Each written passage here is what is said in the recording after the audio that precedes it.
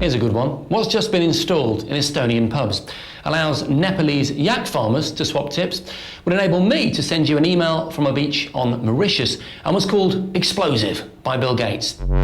I'll tell you what, wireless fidelity, or Wi-Fi, and you really, really need to know about it. In 2 years, Wi-Fi will be $1 billion industry. It's a way of connecting to the internet without using any wires. Fortunately, it's also cheap and easy to install. Now, I'm going to assume that you already got one of these. This is a broadband connection. Ordinarily, you'd pop this in the back of your computer, but this time we're going to plug it into the back of one of these, a wireless router. It costs about £80 and transmits the internet around your house. You'll also need to modify your computer. Oh, if you've got a great big desktop like this, you'll need to install a £10 card. That slots in there. You can see this whacking grey aerial. And now, I'm connected to the internet.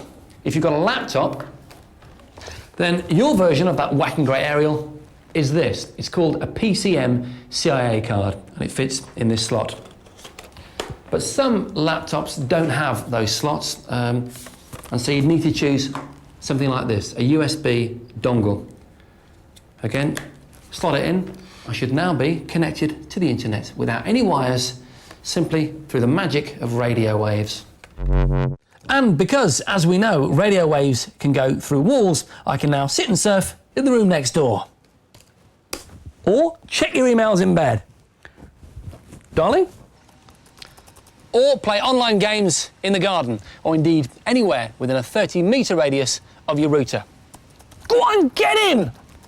Wi-Fi hotspots aren't only for the house either. They're popping up in restaurants, coffee shops, and even trains. I've got no wires, completely wireless. Just take your Wi-Fi laptop along. Completely wireless connection. Pay on average about £5 an hour.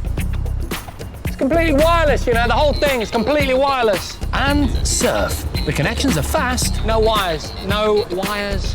And cheaper than using GPRS or 3G. Hi guys, Wi-Fi, yeah? Wi-Fi.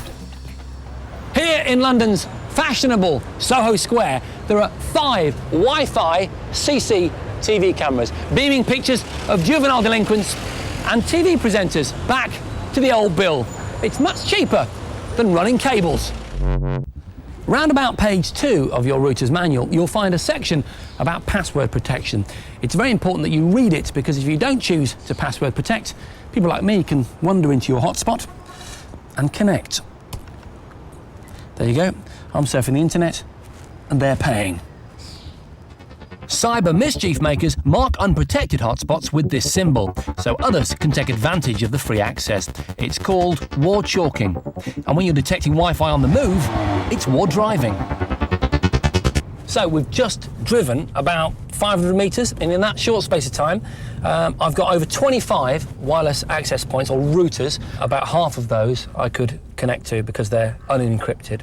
In Southern California, they've taken this to an even more extreme level with something called war flying. In just a 10-minute flight, they found over 3,000 wireless hotspots just sitting there, ready to be exploited. So what does this mean? Well, the more Tom, Dick and Sallys who secretly log onto your connection, the slower your internet gets. And the committed hacker will be just a few steps closer to your private files. But this hasn't dissuaded some benevolent souls, like me for example, from leaving their Wi-Fi connections open on purpose. Homemade antennas can even boost the range of our hotspots, letting anyone log onto the net for free.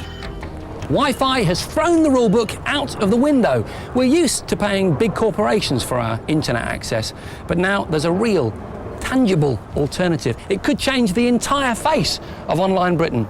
That's when you realise that wireless is more.